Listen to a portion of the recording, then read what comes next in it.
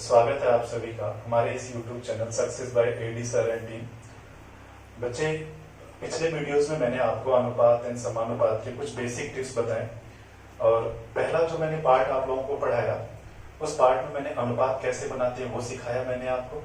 दूसरी वीडियो में उसी से रिलेटेड मैंने कुछ रुपए ABC में बांटा जाता है तो उसको मैंने डिवाइड करना आप लोगों को सिखाया है। और यदि आपको बढ़िया तरीके से समझना है तो पिछली 2 वीडियो जरूर आप जाके देखिए, फिर इसको आप देखेंगे तो आपको बेहतर समझ आएगा। चलिए आज के सेशन पे बढ़ते हैं। उसी कड़ी में अगला क्वेश्चन क्या है? अगला प्रश्न ये है बच्चे कि प्रश्न है कि 12,000 रुपए को A, B और C में इस प्रकार बांटा जाता है कि A का हिस्सा B और C के हिस्से का 1/3 है, B का हिस्सा A और C के हिस्से का 1/2 है, तो C का हिस्सा क्या है? ऐसा ही प्रश्न मैंने पिछले वीडियो में भी एक कराया जहां मैंने 9900 रुपए 9900 रुपए बांटा गया था। सेम वैसा ही है। प्रैक्टिस के लिए मैंने लिखा है ये प्रश्न, देखते हैं कैसा होता है। तो आप लोग एक बार पेन और पेपर पे आप खुद से सॉल्व कीजिए, फिर देखते हैं। चलिए, आई होप आपने सॉल्व कर लिया होगा। क्या है बच्चे कि A का हिस्सा B प्लस C के हिस्से का 1/3 है, तो A upon B plus C क्या होगा बच्चे? 1/3। यानी कि A का हिस्सा 1 होगा तो B प्लस C का हिस्सा कितना होगा? 3 होगा। अगली लाइन में क्या बोला है कि B का हिस्सा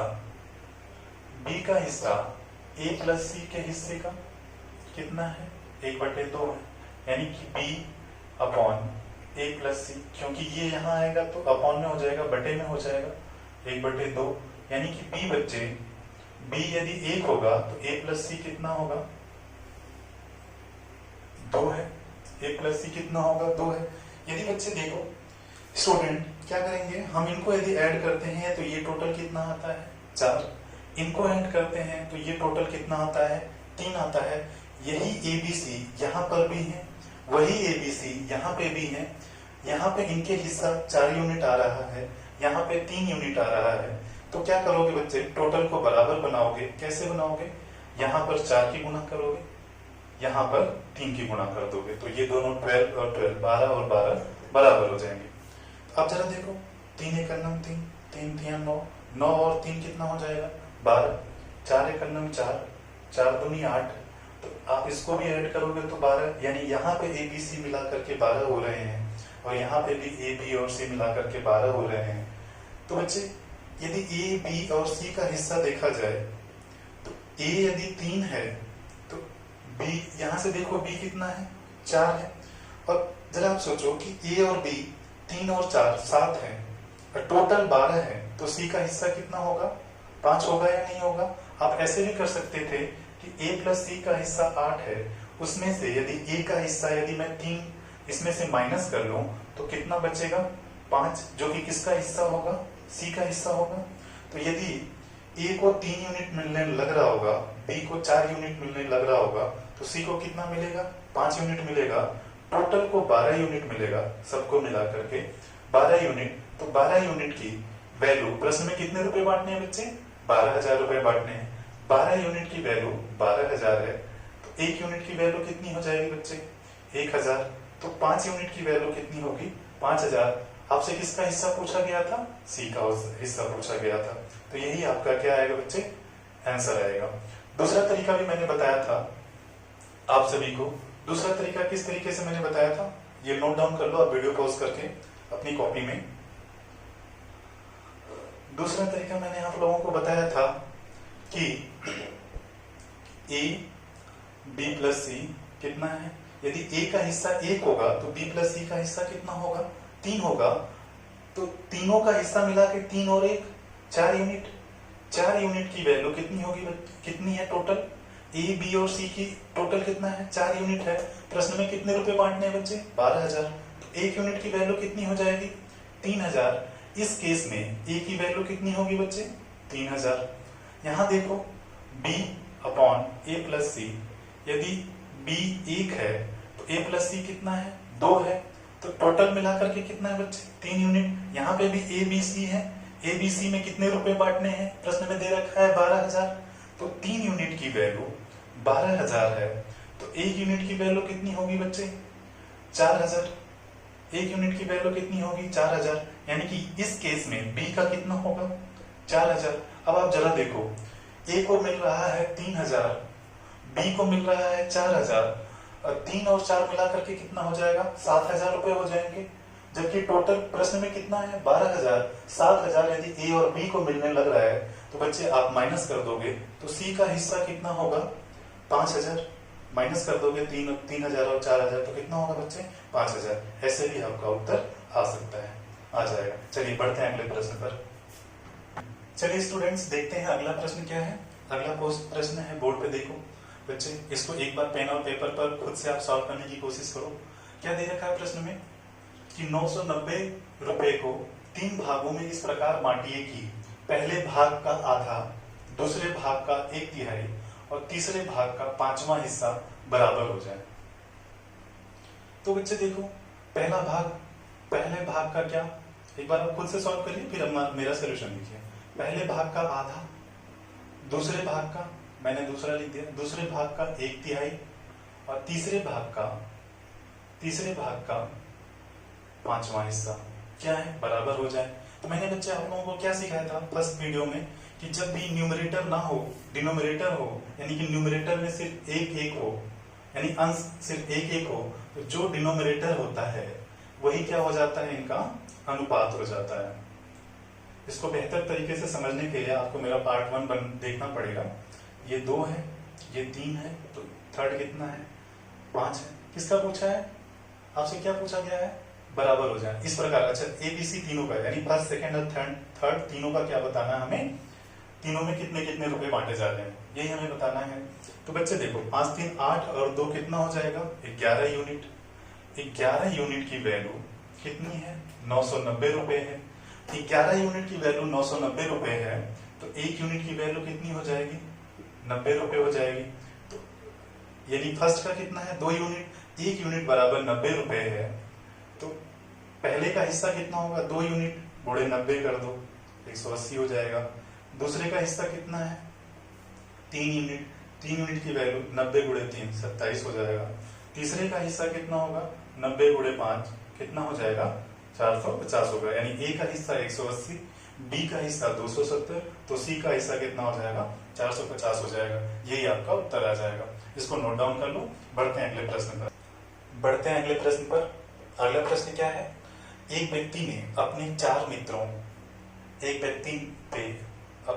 मित्रों एबीसीडी में 1/3 अनुपात 1/4 अनुपात 1/5 अनुपात 1/6 के अनुपात में बांटे। तदनुसार उस व्यक्ति के पास पेनों की न्यूनतम संख्या कितनी होनी चाहिए? चलिए, उसके मित्र कौन कौन से थे? ए, बी, सी और डी। आप लोग बोर मत होना बार बार कि नहीं एबीसीडी ले रहा हूं। आप अपने मन से कोई नाम भी ले सकते हो, एबीसीडी उसके कोई मित्र रहे होंगे, तो आप अपने मित्रों को सोच लीजिए। 1/3 अनुपात 1/4 अनुपात 1/5 अनुपात 1/6। तो इस केस में मैंने बच्चे आप सभी को क्या बता रखा है कि जब भी ऐसा हो तो आप क्या करो, इनके हर के एलसीएम ले लो। 3, 4, 5 और 6 के एलसीएम कितना आएगा? 60। तो ऊपर नीचे यहाँ पे 60 बनाने के लिए कितने की गुणा होगी? 20 की। यहाँ कितनी की गुणा होगी? 15 की गुणा होगी, तो 60 होगा। यहाँ पे बच्चे कितने की गुणा होगी? 12 की गुणा होगी, तो ये 60 होगा। यहाँ पे कितने की गुणा होगी? 10 की गुणा होगी, तो ये कितना होगा? 60 होगा। सबका डिनोमिनेटर कितना हो गया, यानी सबका हर कितना हो गया? बराबर हो गया। जबकि ये अनुपात में है तो डिनोमिनेटर क्या हो जाएंगे, यानी हर क्या हो जाएगा बच्चे? कैंसिल आउट हो जाएगा। तो ये होगा 20, ये हुआ 15, ये हुआ 12, तो ये हुआ 10। इससे हमने क्या लिया है? एलसीएम लिया है बच्चे। एलसीएम क्या होता है? लोवेस्ट कॉमन मल्टीपल होता है। इससे छोटी हम संख्या नहीं ले सकते हैं, ठीक है। तो जबकि इसको पूर्णांक पेन की संख्या कितनी होगी? 20, इसको 15, इसको 12। जबकि इस प्रश्न में दे रखा है कि न्यूनतम पेन की संख्या, हमें कोई भी पेन तोड़ के नहीं बांटनी है। ऐसा मत सोचना कि आपने 2 पेन लाया तोड़ तोड़ के सबको बांट दिया। और इस अनुपात में भी होना चाहिए जो दे रखा था। तो ये अनुपात, यानी इसका 1/3, इसका 1/4, इसका 1/5, इसका 1/6, आप कैलकुलेट करोगे तो सभी क्या आएंगे? बराबर आएंगे। तो बच्चे देखो ये कितना आ जाएगा, 5 और 2 कितना हो जाएगा 7, और ये कितना हो जाएगा 3 2 5, तो कितना होगा, इसके पास पेनों की न्यूनतम संख्या कितनी होगी 57 होगी। ठीक है बच्चे। और इसका ये रेशियो बनाने का दूसरा भी तरीका था, या तो आप इसके डिनोमिनेटर बराबर बना लो, या तो आप दूसरा तरीका क्या कर सकते हो कि आप 1/3 अनुपात 1/4 अनुपात 1/5 अनुपात 1/6 था, तो इसके एलसीएम में आप गुणा कर सकते थे, इसके एलसीएम से आप सब में गुणा कर सकते थे। तो ये क्या हो जाता, इसका हर जो है कि कैंसिल आउट हो जाता। 4 से कितनी बारी में बच्चे 15, 5 से कितनी बारी में बच्चे 12, 6 से कितनी बारी में बच्चे 10। जो पिछला अनुपात था वही अनुपात आया, इन सभी को ऐड कर लो, कितना आएगा 57। तो उसके पास न्यूनतम पेन की संख्या कितनी होनी चाहिए थी 57 होना चाहिए थी। तो ये आप एक बार नोट डाउन कर लो। बढ़ते हैं अगले प्रश्न पर। नेक्स्ट क्वेश्चन देखते हैं कि एक आदमी अपनी संपत्ति को इस प्रकार विभाजित करता है कि उसके पुत्र और पत्नी के शेयर तथा पत्नी और पुत्री के शेयर का अनुपात दोनों 3:1 है के अनुपात में हो। यदि पुत्री को पुत्र से 10,000 कम शेयर मिलता है तो पूरी संपत्ति कितना होगा। तो ये प्रश्न आप पढ़ करके एक बार आप खुद से सॉल्व करने की कोशिश करो, वीडियो पॉज करके, फिर इसके बाद डिस्कस करते हैं।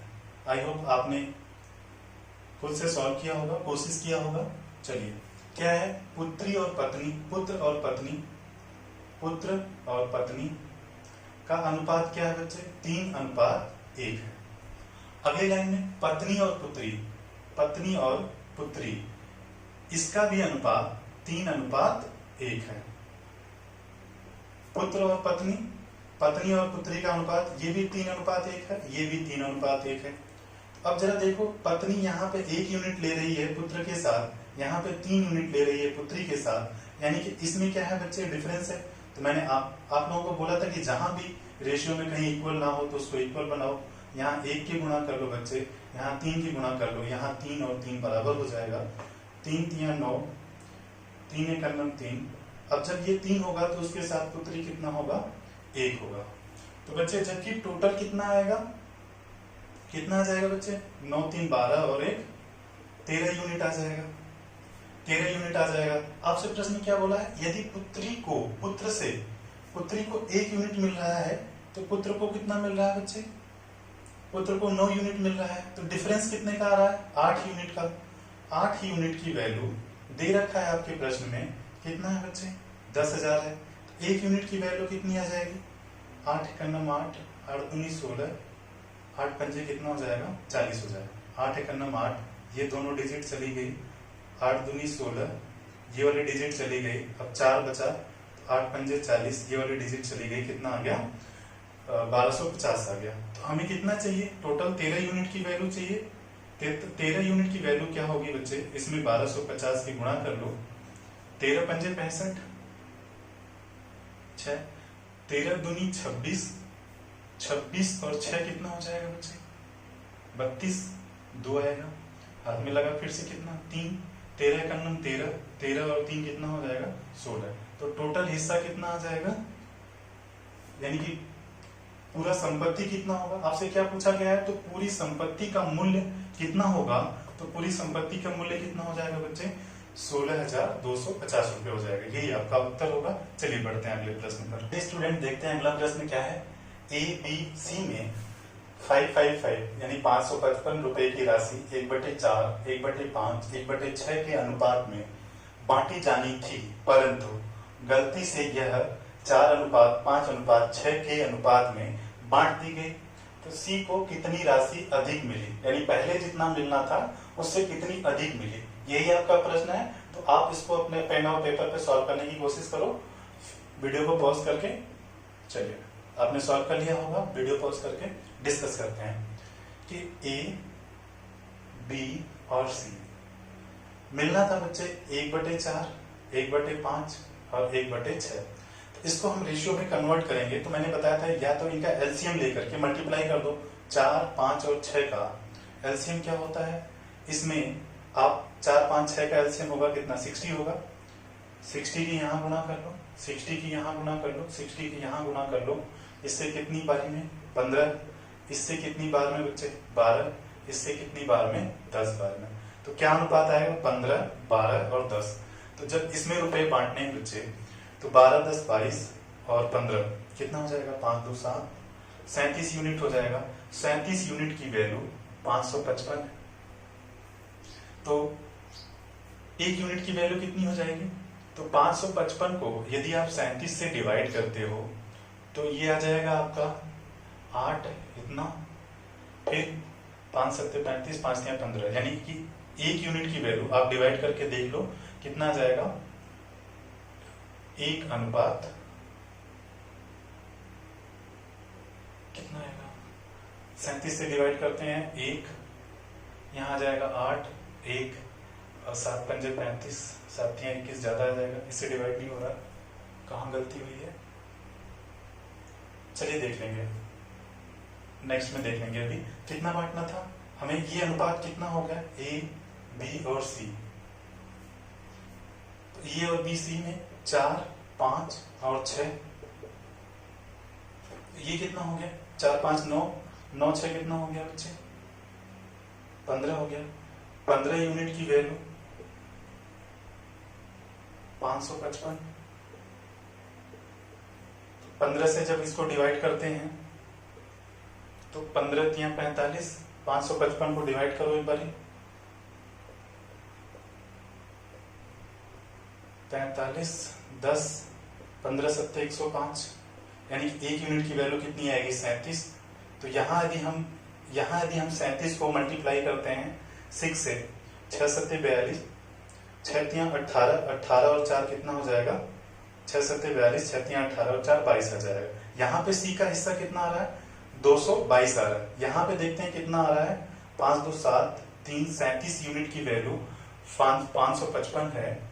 तो एक यूनिट की वैल्यू कितनी होगी, यहाँ डिवाइड करके देखते हैं 555 को 37 से, 37 1 जा 8 1 5, कितनी बार में डिवाइड होगा, 5 3 15, हाँ 5 बार में हो जाएगा। यानी एक यूनिट की वैल्यू कितनी हो जाएगी, 15 हो जाएगा। एक यूनिट की वैल्यू कितनी हो जाएगी, 37 बराबर 555 है। तो एक यूनिट की वैल्यू, 37 यूनिट की वैल्यू इतना था, तो एक यूनिट की वैल्यू कितनी हो जाएगी बच्चे, 15 हो जाएगी। तो यहाँ पे सी का हिस्सा कितना आ रहा था, 150 आ रहा था। यहाँ पे कितना आ रहा है, 222 आ रहा है। तो कितना अधिक अब मिला, पहले अभी 222 मिलने लग रहा है, पहले कितना मिल रहा था, 150 मिल रहा था। तो कितना अधिक मिला उसको, 2, 12 में से 5 गया, 7 5 12, कितना रुपए अधिक मिलने लगा, 72 रुपए अधिक मिलने लगा। यही आपका उत्तर है, इसको नोट डाउन कर लो बच्चे। चलिए स्टूडेंट्स अगले प्रश्न पर बढ़ते हैं। अगला प्रश्न क्या है, अभी तक आप सीख रहे थे कि ए बी सी का हिस्सा बांटने वाला था। अब थोड़ा मैंने टाइप चेंज कर दिया है कि ए और बी के आय का अनुपात 2:3 है, उनके खर्च का अनुपात 3:4 है, उनकी बचत 1000, रुपए 1000 और रुपए 2000 है। तो उनकी आय कितनी है, प्रत्येक की आय बतानी है कि ए और बी की अलग अलग आय कितनी है।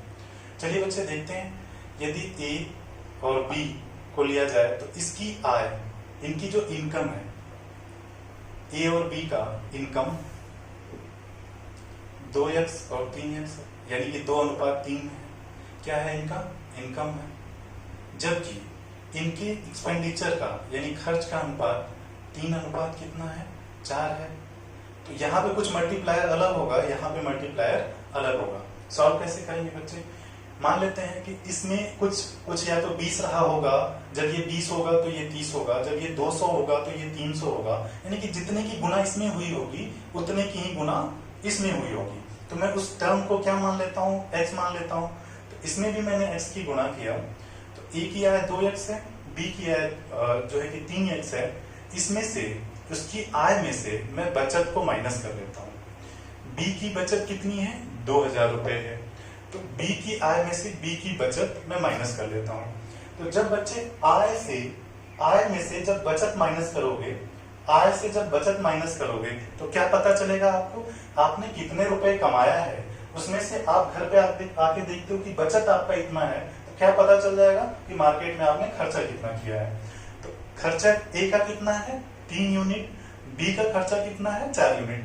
इसके साथ भी कोई मल्टीप्लायर रहा होगा, इसके साथ भी कोई गुणांक रहा होगा, जो कि क्या हो जाएगा कैंसिल आउट हो जाएगा। यदि आप यहाँ y और y का गुणा करते हो तो कैंसिल आउट हो जाएगा। तो इसको बेहतर है कि हम 3:4 ही लिखे। तो 4 की गुणा इधर कर दो बच्चे, 3 की गुणा इधर कर दो, तो ये आ जाएगा आपका 8x 4000। 4 की गुणा 1000 में करोगे तो यहाँ गुणा करोगे तो 9x माइनस कितना होगा बच्चे 3 दूनी 6000। अब बच्चे 8x उधर लेके जाओगे तो ये पॉजिटिव है, तो उधर जाके क्या हो जाएगा बच्चे माइनस हो जाएगा। ये जबकि निगेटिव है इधर आएगा तो क्या होगा पॉजिटिव हो जाएगा 6000, ये जबकि ये माइनस है ही पहले से, तो ये कितना हो जाएगा 4000। तो बच्चे यहाँ x की वैल्यू कितनी आ जाएगी 2000। x की वैल्यू कितनी आ गई 2000। जब x की वैल्यू 2000 आ गई तो a की इनकम कितनी है 2x है, तो 2 दूनी कितनी हो जाएगी 4000। x की वैल्यू बच्चे कितनी है 2000 है ना, तो इसमें 2000 की गुणा करोगे तो ये कितना हो जाएगा 4000।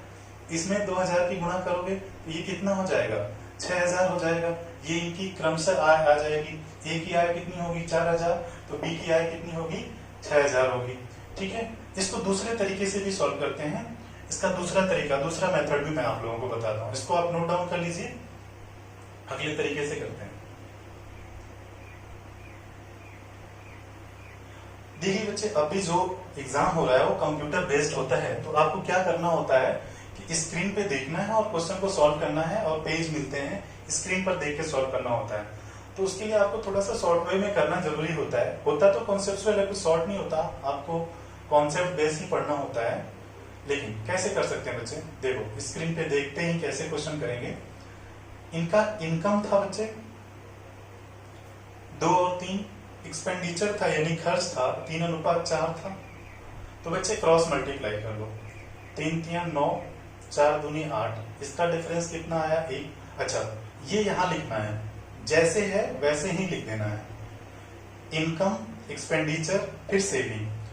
तो क्रॉस मल्टीप्लाई करनी, इसकी क्रॉस मल्टीप्लाई यहाँ, इसकी क्रॉस मल्टीप्लाई यहाँ, इसकी क्रॉस मल्टीप्लाई यहाँ, इसकी क्रॉस मल्टीप्लाई यहाँ। तो ये कितना आ जाएगा बच्चे 6000, 4 1 4000। यहां से डिफरेंस कितना आएगा बच्चे 2000। यहाँ डिफरेंस कितना आ रहा है 1, यहाँ कितना आ रहा है 2000, यानी 1 यूनिट की वैल्यू कितनी हो जाएगी 2000। सपोज यहाँ पे 2 होता, डिफरेंस 2 आता, देखो यहाँ पे भी माइनस आया, यहाँ पे भी माइनस आया, तो माइनस से कोई फर्क नहीं पड़ेगा, फर्क ज्यादा कुछ नहीं पड़ेगा। तो 1 यूनिट की वैल्यू 2000, यहाँ यदि सपोज 2 होता तो 2 यूनिट की वैल्यू 2000 होती, तो 1 यूनिट की वैल्यू 1000 हो जाती। जबकि यहाँ 1 आया है, 1 यूनिट की वैल्यू 2000 है। तो बच्चे आपसे क्या पूछा जा रहा है, ए का इनकम 2 यूनिट है, तो 2 दूनी कितना हो जाएगा बच्चे 4000, और बी की वैल्यू कितनी हो जाएगी 3 यूनिट। तो एक यूनिट की वैल्यू 2000 है, तो 3 यूनिट की वैल्यू कितनी हो जाएगी बच्चे 6000 हो जाएगी। तो ये क्रमशः आपके ए और बी का इनकम होगा, जो कि आपका उत्तर होगा। इसको नोट डाउन कर लो, बढ़ते हैं अगले प्रश्न। अगले प्रश्न पर अगला प्रश्न क्या है कि ए तथा बी के आय 5:3 के अनुपात में है। ए बी और सी, तीसरा पर्सन यहाँ पे इंक्लूड कर दिया। खर्चे कितना है 8, 5 और 2 के अनुपात में है। यदि सी रुपए 2000 खर्च करता है और बी रुपए 700 बचाता है, तो ए की बचत कितनी है। चलिए प्रश्न पढ़कर आप एक बार खुद से सॉल्व करने की कोशिश करो, वीडियो पॉज करके सॉल्व करने की कोशिश करो। चलिए, आई होप आपने सॉल्व कर लिया होगा। बढ़ते हैं, मैं कराता हूं आप सभी को। देखिए मेरा सॉल्यूशन क्या है, ए और बी और सी, लेकिन कुछ चीजें ए और बी का दे रखा है और कुछ चीजें सी का भी इंक्लूड है। जबकि इनके आय का अनुपात ए और बी का था कितना 5 और 3 था। इनके खर्चे यानी एक्सपेंडिचर कितना है 8:5:2। सी का कितना है 2 है। अब कह रहा है यदि सी रुपए 2000 खर्च करता है, यानी कि सी यूनिट वाइज कितना खर्च कर रहा है बच्चे 2 यूनिट खर्च कर रहा है। तो 2 यूनिट की वैल्यू कितनी है 2000 है। तो बी का कितना हो जाएगा खर्च 5000 हो जाएगा। सी का कितना हो जाएगा, सॉरी बी है, ए का कितना होगा 8000, क्योंकि ये यूनिट तो आपस में रिलेट कर रही है ना बच्चे। तो 2 यूनिट की वैल्यू 2000, 5 यूनिट की वैल्यू 5000, तो 8 यूनिट की वैल्यू कितनी होगी 8000। अगली लाइन में क्या कह रहा है, और बी रुपए 700 बचाता है। अच्छा, बी का सेविंग 700 रुपए है। तो आप मुझे एक बात बताओ, यदि ये 5000 रुपए खर्च करता है, 700 रुपए बचाता है, तो टोटल इसकी इनकम कितनी रही होगी 5700 रही होगी, 5700 रही होगी, क्योंकि आप ऐड कर लो, खर्च और बचत मिलाकर के ही तो आय होती है। तो यानी कि ये 5700 किसकी इनकम है, 5700 किसकी इनकम है, बी की इनकम है, जो कि कितने यूनिट के बराबर है, 3 यूनिट के बराबर है। 3 यूनिट की वैल्यू 5700 है, तो 1 यूनिट की वैल्यू कितनी होगी बच्चे 1900 होगी ना, 19 या 57 होता है, 1900 होगी। तो बी का कितना होगा बच्चे, सॉरी ए का कितना होगा, 19 बच्चे कितना होगा 95 हो जाएगा। तो यानी जबकि 1900 क्या गुणा करोगे ना बच्चे, यहां से आप डिवाइड करके पता कर लोगे कि 1 यूनिट की वैल्यू कितनी है 1900। तो यहां जब 1900 की गुणा करोगे तो कितना आ जाएगा 9500 आ जाएगा। अच्छा, आपसे क्या पूछा जा रहा है कि ए की बचत कितनी है, 9500 रुपए कमाता है, 8000 रुपए उसने खर्च कर दिए, 9500 में से 8000 रुपए, 9500 में से 8000 रुपए माइनस कर लो, वही उसकी बचत आएगी कि नहीं बच्चे, बात समझ आ रही है या नहीं आ रही है। तो ये हो जाएगा 1500 रुपए।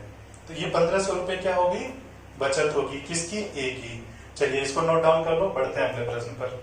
स्टूडेंट्स देखिए अगला प्रश्न क्या है, ए और बी के वेतन का योग रुपए 2100 है। यदि ए अपने वेतन का 80% खर्च करता है और बी 70% खर्च करता है, यदि उनकी बचत में 4:3 का अनुपात है, तो ए का वेतन कितना है। प्रश्न आप लोगों को बिल्कुल विजिबल है, समझ आ गया होगा, खुद से सॉल्व करने की कोशिश करो वीडियो पॉज करके। आई होप आपने सॉल्व कर लिया होगा। चलिए बढ़ते हैं, क्या है बच्चे,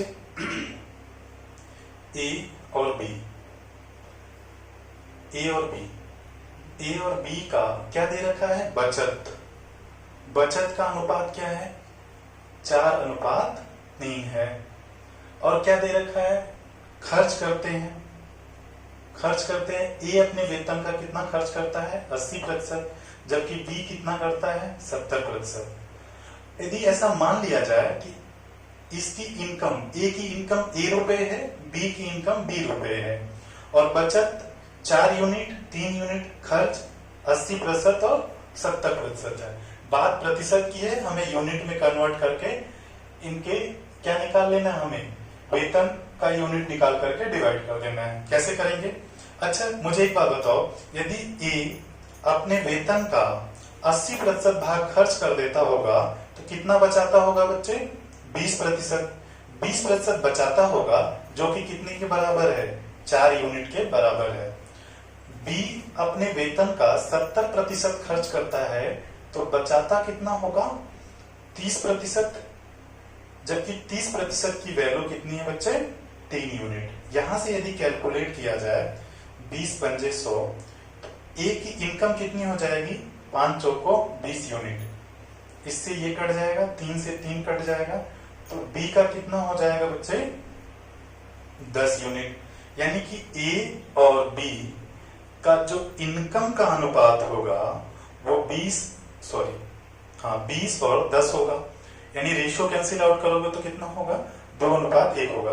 देखना जरा फिर से ध्यान से समझो कि जबकि ये खर्चा दे रखा है 80%, ये 70%, तो बचत कितना होगा, ए का अपना 20% बचाता होगा, जो कि 4 यूनिट के बराबर है।